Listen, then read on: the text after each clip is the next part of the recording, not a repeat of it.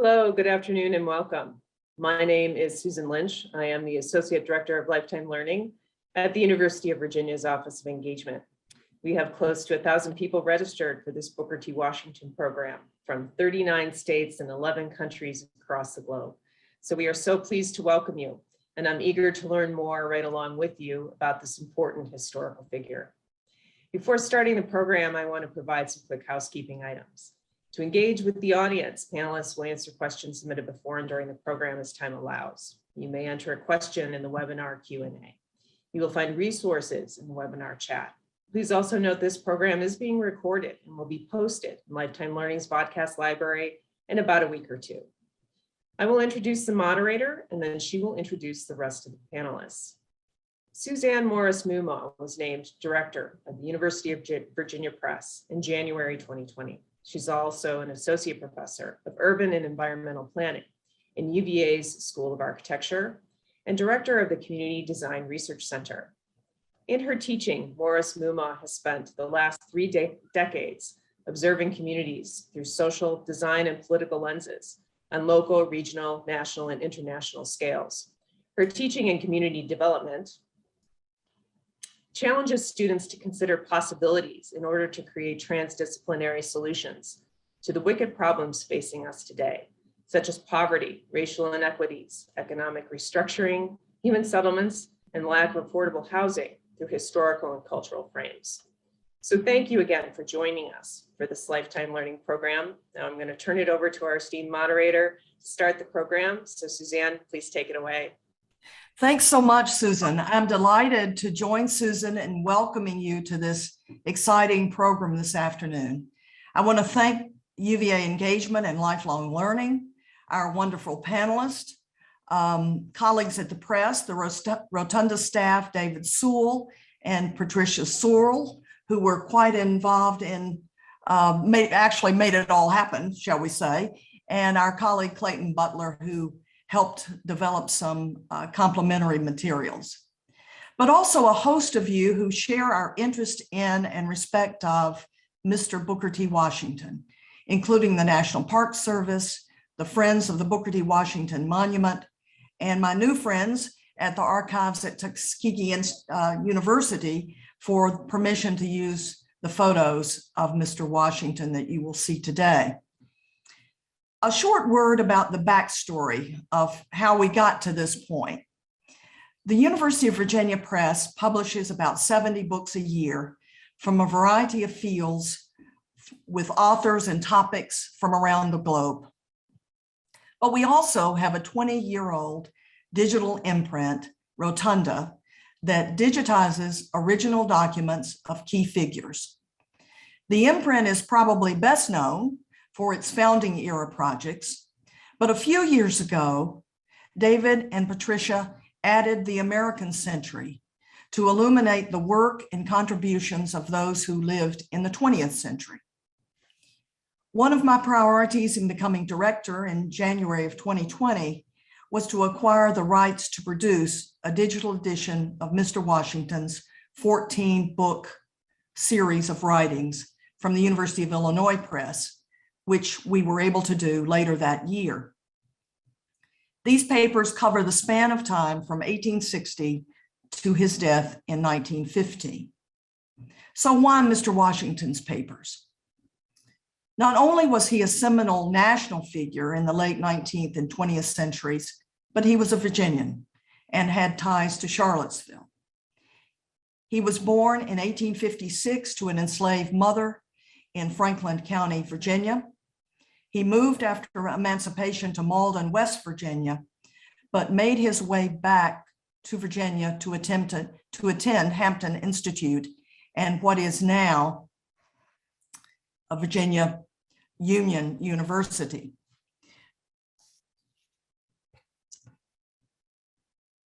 He, at age 25, became the director and then the president of Tuskegee University, then called Normal and Agricultural School, and stayed there for more than 30 years until his death in 2015. Mr. Washington's legacy in the United States and the world had a much broader reach as he took on national leadership roles on issues affecting the African American community, including education, jobs, anti-lynching, access to capital, etc. His relationship to Charlottesville was tied to two former classmates at Hampton, Benjamin Tonsler and George Inge. Mr. Tonsler was the principal of the Jefferson Graded School, now the Jefferson School, from 1895 to 1917. Mr. Inge was a teacher, then business owner of Inge's Grocery on West Main Street that remains today by a different name. Mr. Washington visited Charlottesville on a number of occasions, stayed with the Tonsler family in Fifeville and the Inge family on West Main, including an overnight on his way to Tuskegee to assume his new position. We have a park in Charlottesville named for Mr. Washington that was selected in the early 1920s during the Jim Crow South as the African American Park to McIntyre Park in another part of the city. Mr. Inge selected that name at the request of the founder, but it was named Washington Park. And in Virginia, if a park is named Washington Park, you might have a hard time determining which Washington it was. In this case, it was not until the early 2000s, 2002, that the name was officially changed on the signage to Booker T. Washington Park, which it remains today. We are honored to have his papers and welcome you to visit the link in the chat that allows open access to the papers until mid-March. We encourage you to peruse the papers and to recommend those to your local or university library. The link to learn more about Rotunda is also there, all the various possibilities with that collection, with the full collection. Now it's my pleasure. One important thing, there is also a link to a specially curated group of books for Black History Month, which offer a discount, and we invite you to peruse those. One of which is our distinguished speaker, Deborah McDowell, who I will introduce right this moment. Professor Deborah McDowell is the Alice Griffin Professor of English in the College of Arts and Sciences at the University of Virginia, and was director of the Carter G. Woodson Institute for African American and African Studies from 2008 to 2021. She is the author of numerous books, including my personal favorite, Leaving Pipe Shop. Professor Derrick Alridge is the Philip Gibson Professor of Education and Director of the Center for Race and Public Education in the South, in the School of Education and Human Development at the University of Virginia. He too has written many books, including a new one on hip hop, but one of my personal favorites is The Educational Thought of W.E.B. Du Bois and Intellectual History. So without further ado, welcome to all of you, and certainly to our panelists, and I will throw out the first question. Why do digitized versions of papers, such as those of Mr. Washington's, what does this mean for scholarship and for understanding the person in his or her historical context? Take it away. This is the historiography, is that what you're asking us? Yes, I'm saying, why would digital papers, why is this even important? There are 14 books, just check out the books. What does the digital project bring to our understanding? Okay, I think it's very important for us to give students, especially students and teachers, access to Washington's actual correspondence, to his own writings, because much of what people know about Washington comes from secondary sources, come from what others have written. So having these accessible digital sources are very important, and I think can make learning about Washington much more exciting than reading what others have had to say about him. And I think to that I can add that reading those writings lends more complexity to a figure whose life and career were vastly oversimplified.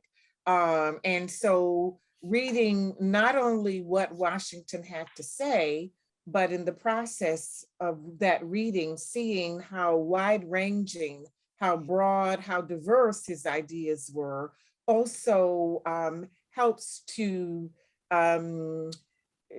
dispel a lot of misconceptions, or certainly a lot of oversimplifications of Booker T. Washington.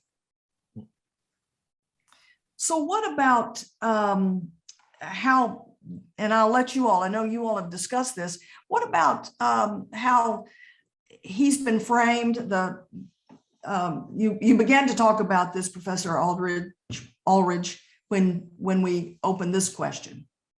Yes, yes. So I teach a course over in the School of Education, the history of education. And this topic always comes up. And so whenever we talk about Washington, the first thing we do is discuss the secondary literature, or what historians call the historiography. And we find that Washington's, how Washington is portrayed is in two different camps. Some historians write about Washington as, the word they love to use, as an accommodationist or as the trickster, right? And that always gets my students excited. I said, what do they mean by accommodation or trickster? So I said, let's read some more. And then we also found, this is where it comes in, Washington is often presented as a pawn of big business and of the white business establishment, right? And he's also last presented as kind of opposed to classical and liberal arts education. So we read this and we discuss it, and then we go to the actual primary sources written by Washington himself, to see what he said about his own views, right? And then we move on and we get to another group of scholars. And some scholars call this group the revisionists. And they typically challenge the kind of traditional representations out there about Washington. And they often, argue that Washington was a progressive and a pragmatist. And I think this is a very good point. Dr. McDowell and I talked about this, and I hope that she'll mention something that we talked about regarding this. And we have a group of scholars who are writing in that area. One is a professor named Pero Dagbovie, who has written extensively about Washington as a progressive and a pragmatist. Another one is Donald Generals. I would like his work a lot. He's written about Washington as a progressive, and another person is Ken Hamilton. And then last, we have Washington as a race man who worked behind the scenes for civil rights.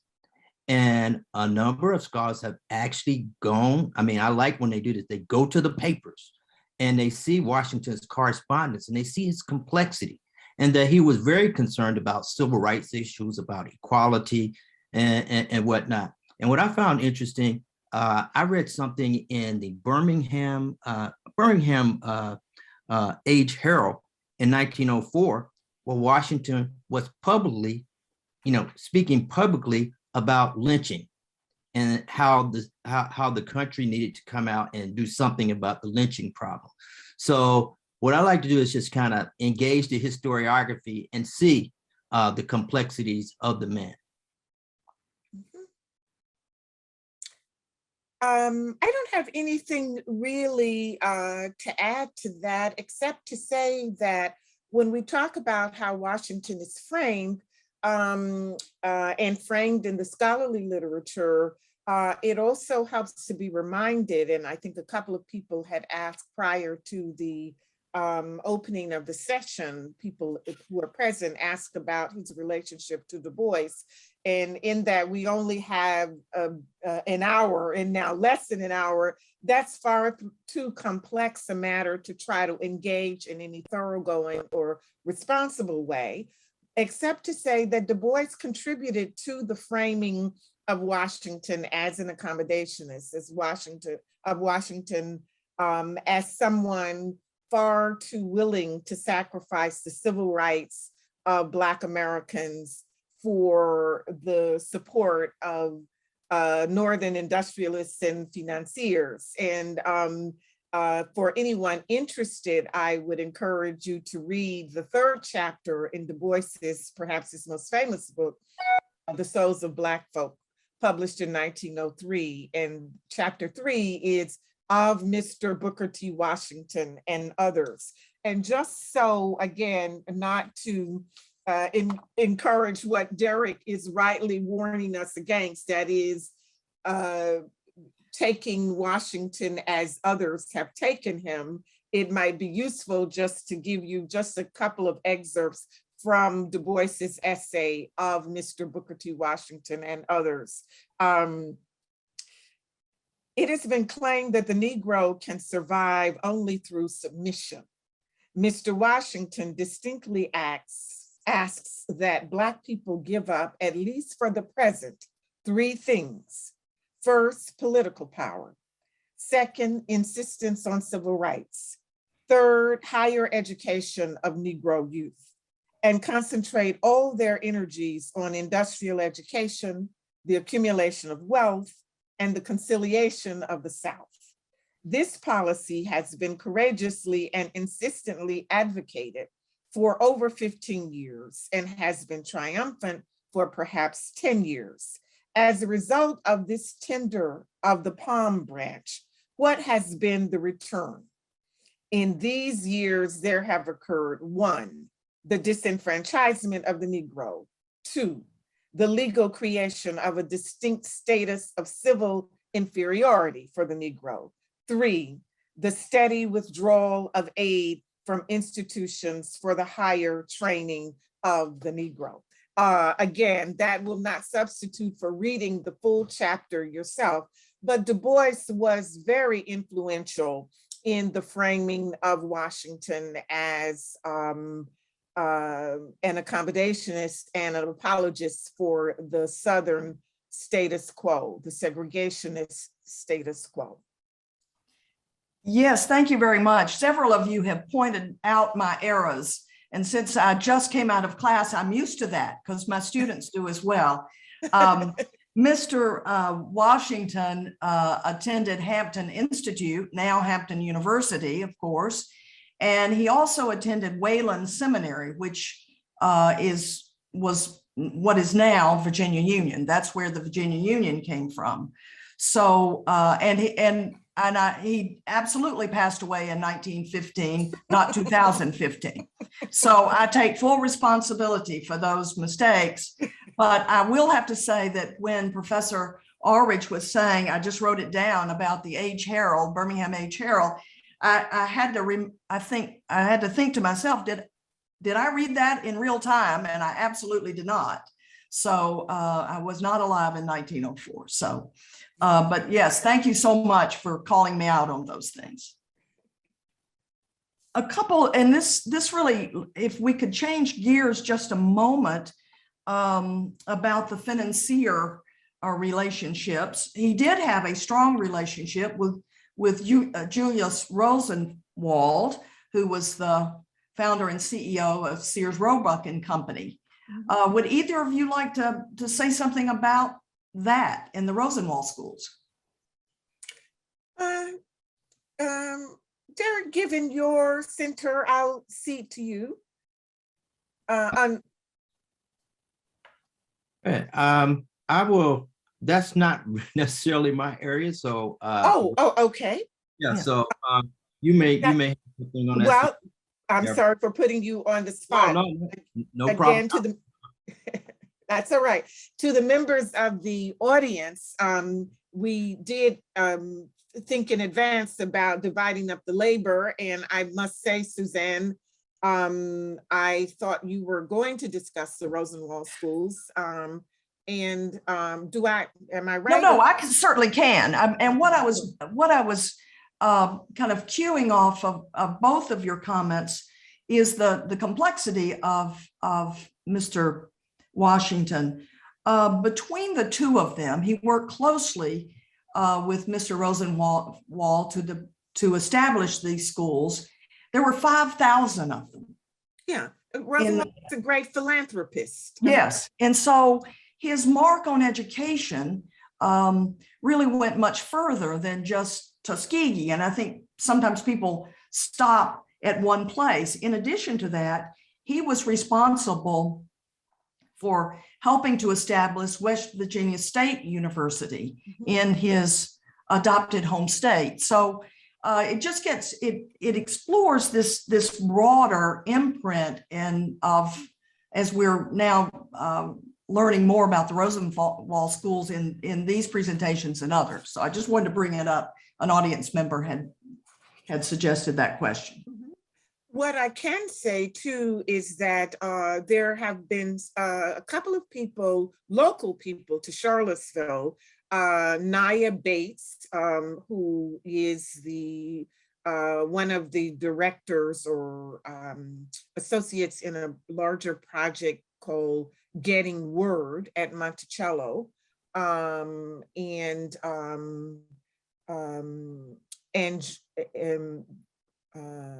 Julian, not Julian, by my goodness, give me a minute and I will recall his name.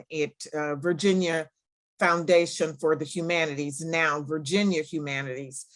They have both been involved in actually researching, and if I'm not mistaken, helping to renovate some Rosenwald schools right here. In fact, I recall one day a couple of summers ago accompanying Justin Reed to and Naya Bates to one of the Rosenwald schools here in Virginia that as entities physical that exists in its original state.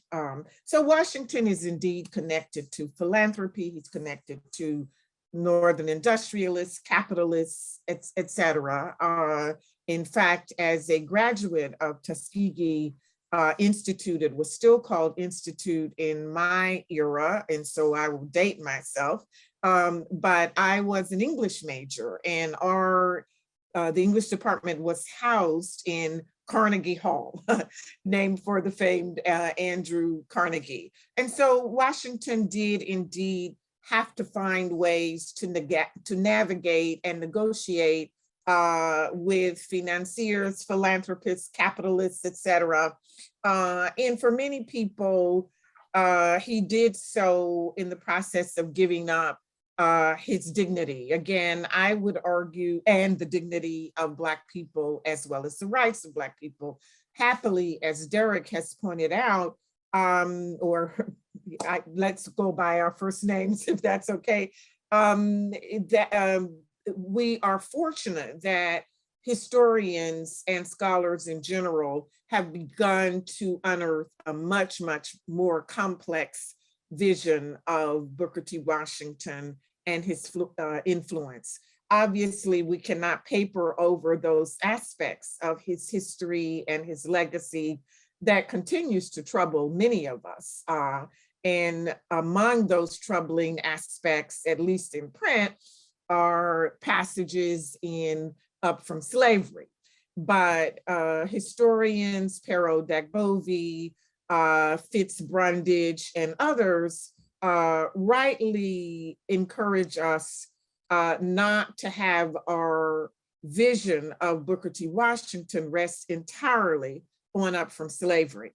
Beyond that, I would say it's equally important for us not to have our reading of Up From Slavery be reducible to those passages in the Atlanta Exposition Address. It is a much more complex book, much more wily book, much more subtle than many are inclined to acknowledge. So again, I think if there is one theme that keeps being reiterated in the conversation so far, is that Washington deserves a broader hearing, a deeper sounding than he has gotten by many over generations.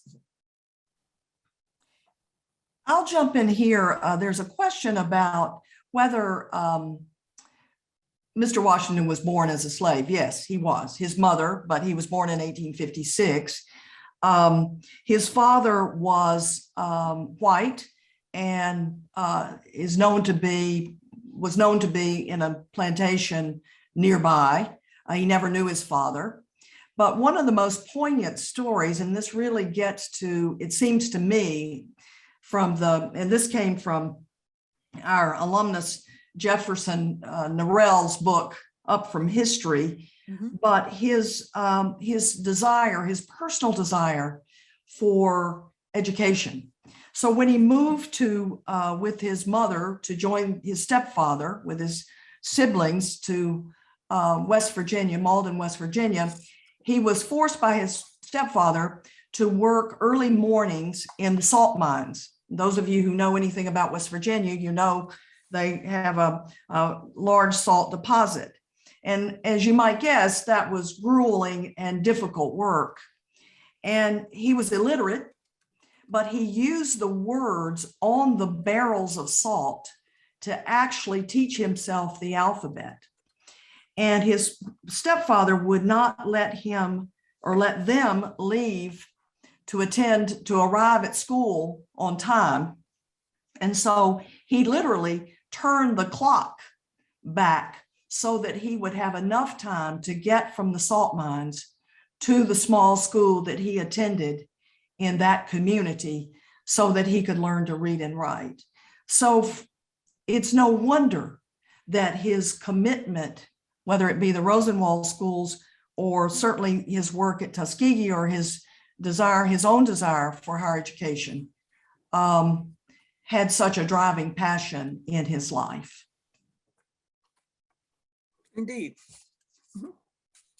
In fact, when Derrick and I were having a conversation a couple of weeks ago in anticipation of the panel, we began to trade stories, at least for each other, about how little people know about not just the value of education to Washington, but just the inner workings of education. Washington is seldom regarded as an intellectual, and clearly the image he cultivated of himself as a kind of folksy, down-home person given to kind of homespun aphorisms has contributed to the notion that he was some simple-minded person insisting on the value and honor of working exclusively with the hands. But Washington was, I wouldn't go so far as to call him an intellectual, but he was invested in and interested in intellectual matters.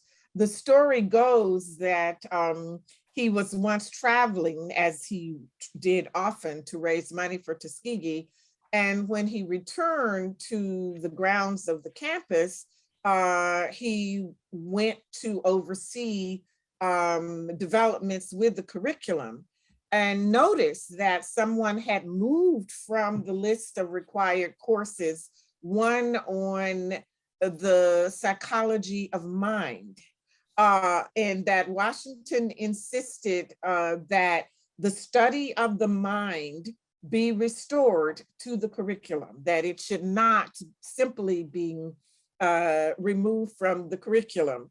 Now, to that, I would add that Washington had, believe it or not, a sustained correspondence with the philosopher William James.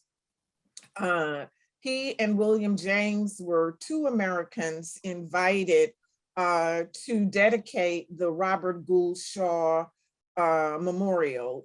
Do we happen to have a picture of that memorial? I'm not sure if we can put it up or not. But Washington gave a speech along with William James, and they had a sustained correspondence. Washington corresponded with people at UVA even about matters educational. If not, yes, well, I'll leave it at that, including oh no, that's, doesn't matter if we don't have it. It's the Robert Gould Shaw Memorial in honor of the Negro Regiment that Washington and William James were on site in Boston to dedicate. But what I was saying is that he had at least, if not as sustained a correspondence as he did with James, he had communication with Paul Barringer, one of UVA's professors, known now, unfortunately, for his involvement in the development of eugenics. But Washington tried to get Barringer to come to Tuskegee. Not surprisingly, what Barringer found objectionable about Washington's program and his model of industrial education was, according to Barringer, there was education for teaching too little industry and too much education. Too little industry, according to Washington, and too much education. So I like to think, or I don't like to think, I should say it is instructive to think about comments such as this from Barringer in light of the debates we're currently having about what can be taught, how should our students be educated, what does an educated populace need to know, how much of the infamous past and the inglorious past of this republic should our students be exposed to. Washington also had a correspondence with the first president of UVA, and that is Edwin Alderman. All right, Alderman, you may know, some of you may know, never challenged segregated schooling. So Washington's relationship to education, philosophy of education, again, puts him, for many people, in the crosshairs. That he, we should add, he is aligned, though it doesn't suffice simply to make these points. Again, they repay close and careful study. But Washington is aligned with three of the most significant intellectual movements of his time: progressivism, pragmatism, as Professor Alridge has alluded to, reform. Again, all of these have to be parsed and dissected, but the larger point I'm trying to make is that really studying Washington more fully would repay the effort, and at least one possible outcome of that effort would be a fuller understanding of the man and dispensing with the simplicities, the interpretive simplicities that have surrounded his life and work for a good long time. I'm sorry to have gone on so long, but it's useful. I think these are useful details. When Professor Alridge and I were discussing this in advance, we said, well, perhaps people should know some of the lesser known details of Washington's life and work, and that's one. All right, yeah. Let me pause. I agree with everything that Deborah just said, and we had a pretty robust conversation about that. And we also talked about the need for Washington, hopefully with the new generation of scholars, to consider Washington within the pantheon of other Black scholars and intellectuals in this context of the Black intellectual tradition. So if you look at texts on the Black intellectual tradition, you will be hard pressed to find Washington given substantive treatment, right? Even in my new book on the Black intellectual tradition, Washington, we did not have anyone who covered Washington. So I think that's a major oversight, especially when you consider that Washington was in correspondence with people, other intellectuals of his day, as Deborah points out, like Anna Julia Cooper. Nannie Helen Burroughs was a fan of his philosophy, as she was of Du Bois's. And then we have Carter G. Woodson later on, who speaks highly of Washington as well as Marcus Garvey. So it's just a shame that he's not included in our discussions of the Black intellectual tradition. And we hopefully that will change soon. Yeah, I think it is changing. I actually do. Not being a Washington scholar, I am not fully up to date on recent scholarship, but certainly I have in the last year alone read articles by emerging scholars really seeking to discuss some of these lesser known details of Washington's history and of the Black intellectual tradition more broadly. Yeah, it would be, one could not easily eliminate Washington. How one would then interpret his place in the Black intellectual tradition depends on one's ideological persuasions, clearly, but he cannot simply be extracted from the genealogy of the Black intellectual tradition without doing that tradition tremendous disservice. Yes, yes. And I'd just like to add one more thing to that. Thank you, Deborah. And that is a book that I was reminded as you were talking just now. I said, we did discuss Michael West's book, right? Yes. The Education of Booker T. Washington, American Democracy and the Idea of Race Relations. Yes. And the book, to be quite frank with you, it is critical of Washington. Okay? Yes. However, he does engage Washington's ideas as a thinker and the influence in how Washington's ideas endured throughout, from Washington's death in 1915 through the Civil Rights era. So yeah, he absolutely does. In fact, I think West is the kind of treatment that is a model for scholars, right? It's not hagiography. It's not wholesale dismissal. In fact, West has done much to bring to the fore Washington's internationalism. And again, that is something that so few people discuss. I think it is West, correct me if I'm wrong, who talks about Washington's work and the export of his ideas into parts of Africa. Again, that also has to be parsed. We are not reading any of this as some wholesale embrace, but rather in the interest of really broadening our understanding. So I think it is West who argues that although historians have often portrayed Washington as a Southern provincial, he was very much involved in African affairs.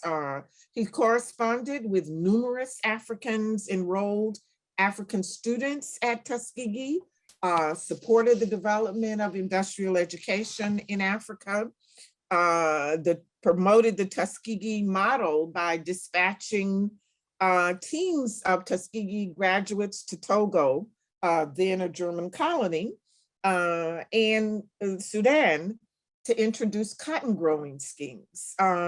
So West has really, he's given a more balanced view. Yes, an understandably and necessary critical view, but a balanced view overall. I would say that the book does a great job of providing more dimensionality to Washington, including his international presence and his presence in general on the world stage, not just Africa. Yeah, the photo that came up with Mr. Washington in a tuxedo was actually Carnegie Hall. And that was the launch of a fundraising campaign, a major event sponsored by some of those financiers that we talked about earlier. Mark Twain was actually on the stage with him as well. And I think what's important about that, I was looking for my numbers to give this exactly right, but when he died in 1915, Tuskegee had a very strong endowment. that was launched that night, as well as another fundraising, I think about $20 million, the equivalent today in today's dollars of about $20 million. He was a gifted orator. There's Mark Twain sitting right behind him there. Another question that came up was his relationship to Theodore Roosevelt, Teddy Roosevelt. He actually was asked by William Howard Taft and William McKinley, but also Teddy Roosevelt for his advice. And he was, as I understand it, someone correct me if I'm wrong, the first African-American to be invited to dine at the White House by Teddy Roosevelt. So he continued to, yes, go ahead, Deborah. No, I interrupted you. No, that's all. That's all. Fair. that invitation, guess who's coming to dinner? Because that invitation from Roosevelt in the minds of many was a gesture toward some form of social equality that many found outrageous. So yeah, anyway, that's a kind of dubious distinction. Well, and there was a lot of criticism of President Roosevelt for. Yes, indeed. Yes, that's absolutely. What I'm, yes, absolutely. Yeah. The other photo that came up, someone asked about, that was Mr. Washington and 3 of his children. I think at the end of the day, all 3 of those came back to have a role at Tuskegee at some point, but that's the photo right there.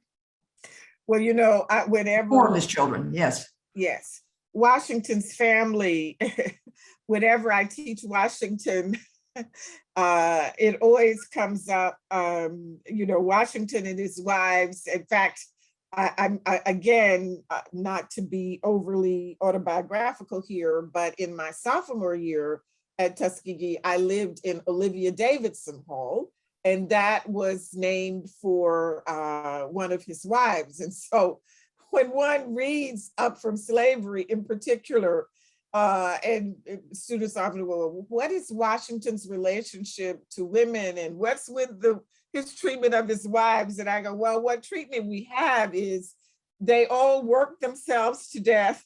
She worked indefatigably, is Washington's term. This wife worked indefatigably and then she died. This one worked indefatigably and then she died. So again, the place of these women, Washington's wives, in advancing his career should not be overlooked, even if they are only treated marginally in his writings. He does indeed acknowledge them as helpmeets. And when you really think about Washington's ambitions, broadly speaking, it helps to think about one of the books that I find endlessly fascinating with all of its flaws, and that is A New Negro for a New Century. Because Washington, including women working with him on this volume, I mean, there is an effort to curate an image, to craft an image that for Blacks. In fact, when people dismiss the idea of Washington and see him as very much someone who impeded the progress of Black people when we most needed it, some would argue Washington was a Negro leader, not a leader of Black people. All right. Again, I don't have an opinion. This is a common argument that he was very much a power broker, that Washington could make or break anyone else's ambitions. That's clearly one of Du Bois's objections. And Washington actually, back to that so-called tension between them, Washington tried to incorporate Du Bois into his camp but Du Bois wouldn't have it, all right? And so he's very much the kind of power broker. People say, well, a word in the ear of a philanthropist could make or break anybody else's efforts. Like, for example, Du Bois's efforts to get money for Atlanta University studies, that if Washington said no, then it was no. And it's that part of his operations as a power broker that I think people rightly criticize. You know, I wish that we could do more work in the area of studying Booker T. Washington and Du Bois's personal relationship, because when the Souls of Black Folk appeared in 1903, Du Bois and Washington were corresponding. Yes. Up until the end of 1903, probably going into even 1904. Mm-hmm. And I don't know, I think someone asked the question, what did Washington think about what Du Bois wrote about him in the Souls? I haven't seen that anywhere, but that may be in the paper somewhere. I haven't seen it.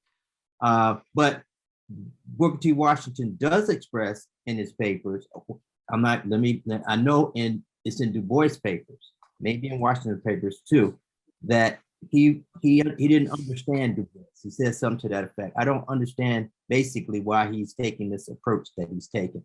So I think he was somewhat probably hurt by what appeared in Soul. I'm not sure. Yeah, in fact, you find Washington's amanuensis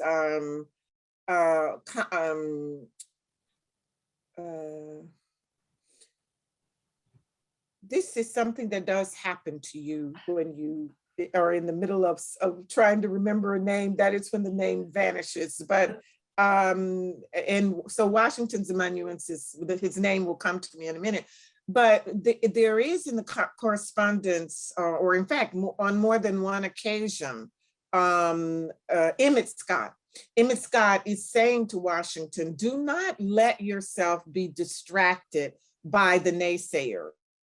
Was quite upset and remarked frequently about how he was perceived. And Emmett Scott is telling him at different places in the letters, don't let yourself be distracted by the naysayers, all right? So he very much, not only did he care about what people thought of him and the image they held of him, he is often trying to, again, curate the image for himself, right? One of the fascinating aspects of Up From Slavery for me is that the book is structured as a series of invitations. I was invited here. I was invited to give the commencement address at Harvard. I was invited to give this address. I was invited to give that address. And Washington then drops into the text the press coverage of all of these speeches, right?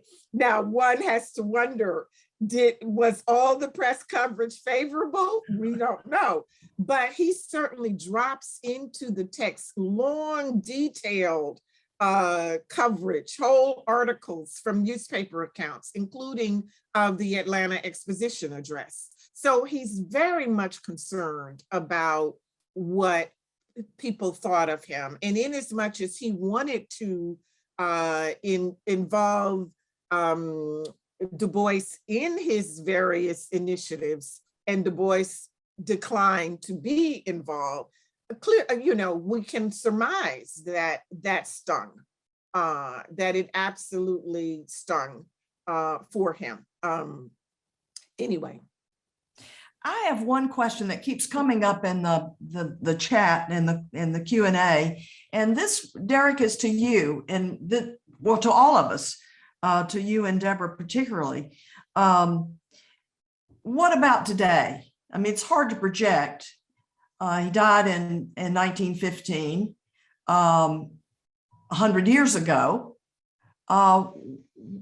You run a center that looks at schools.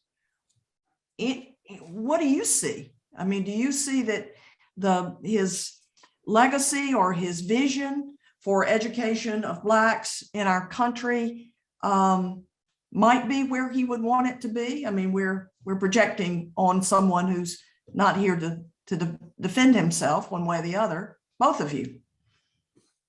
I'll just say that I often get questions about what's your thinking on vocational education? You know, in the 70s and 80s, you had vocational education in high schools.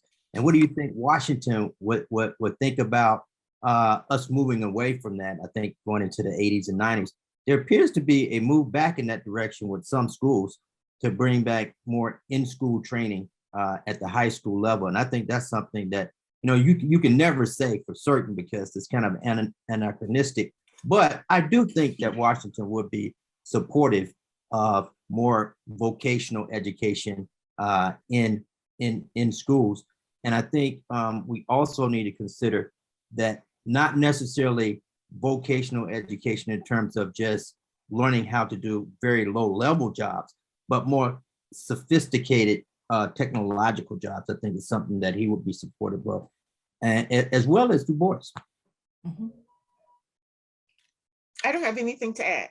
Well, I'll make just a quick comment.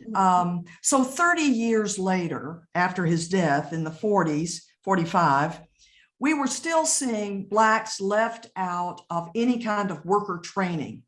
You could have thousands of people being trained for the war effort, if you will, for the arsenal of democracy. A small sliver of those were for highly skilled jobs for Blacks.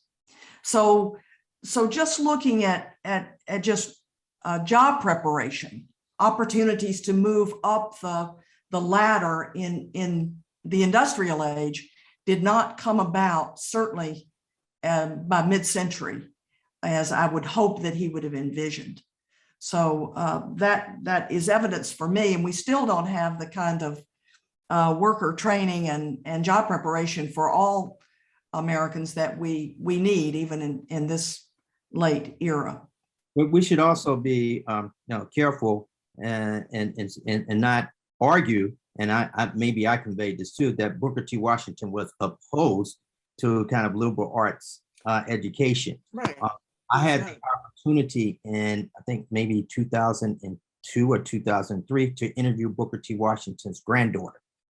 Interestingly, she was not born when he passed away. She told me, but she was adamant though. She was a Tuskegee graduate. She was adamant in stating that Booker T. Washington was not opposed to liberal arts education. And in fact, she had received a humanities liberal arts education while at Tuskegee. And of course, we know that our esteemed professor, Deborah McDowell, is a humanities scholar. She went to Tuskegee. So, and I know that was many years later, but I think we need to just be careful not to, completely put him in that camp. So I'm talking to myself too. Yeah, no, that I would definitely agree with that. And I alluded to his investment in the curriculum at Tuskegee, coming back from the trip to say, oh no, we need to restore theories of mind. He's clearly, he cannot be, it cannot be argued that he was opposed to liberal arts education. It just simply cannot.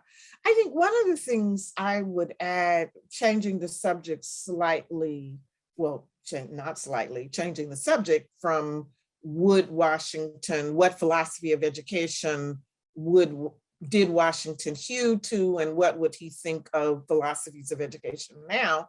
But I would remind us before we leave, the atmosphere of Southern violence and intolerance.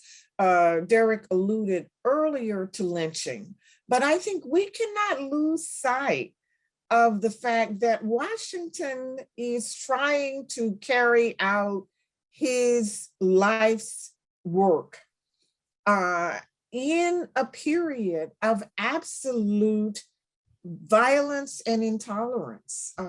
We are accustomed to calling this era, Washington dies in 1915. Rayford Logan refers to this era as the nadir. And so I would have us bear in mind the landscape within which Washington is moving. Again, not to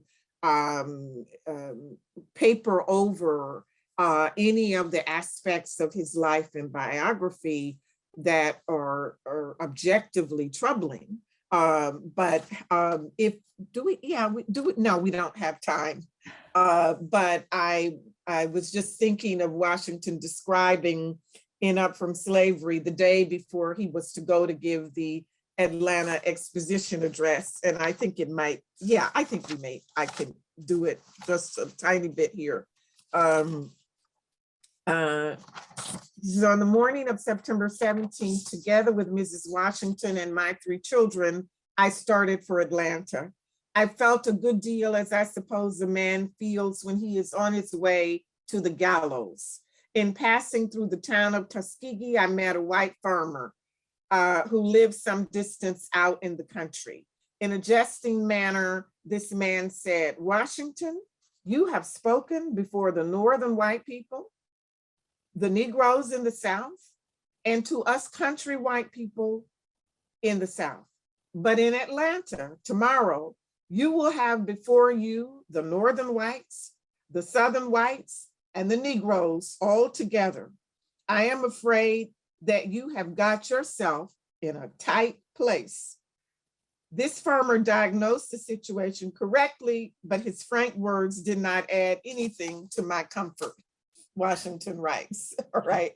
So in this violent context, trying to navigate and speak to divergent audiences with divergent expectations, that's one way of thinking about those troubling details of the Atlanta Exposition Address.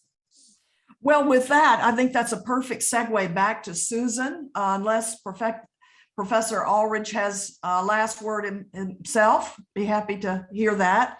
I would just call your attention to the link to the open access version of the digital edition. I think you've got your homework before you by our distinguished scholars. I want to thank Professor McDowell and Professor Alridge and UVA Engagement and Lifetime Learning, and all of our many friends are across the world for being a part of this. And with that, Susan, thank you again for giving us the opportunity to learn more ourselves about this distinguished Virginian. Thank you. Thank you so much to each of our panelists, Suzanne, Deborah, and Derrick. Thank you so much. This was an interesting conversation about Booker T. Washington, the man and the historical figure. I always learn so much from our faculty, and it sparks my curiosity to learn more. And so I hope that you all have the same kind of takeaways.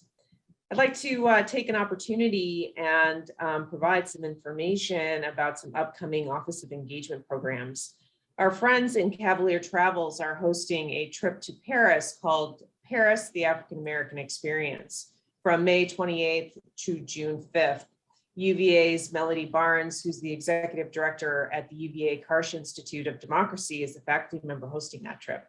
So you can find information about this trip and others at engagement.virginia.edu/travel. Check out our lifetime learning programs, the podcast library, and our UVA Speaks podcast series to watch and listen to our expert UVA faculty. You can find all of our lifetime learning events and online resources at our website at engagement.virginia.edu/learn. Thank you so much for joining us. Please stay safe and be well. And I hope that you enjoy the rest of your afternoon and evening. Thank you so much.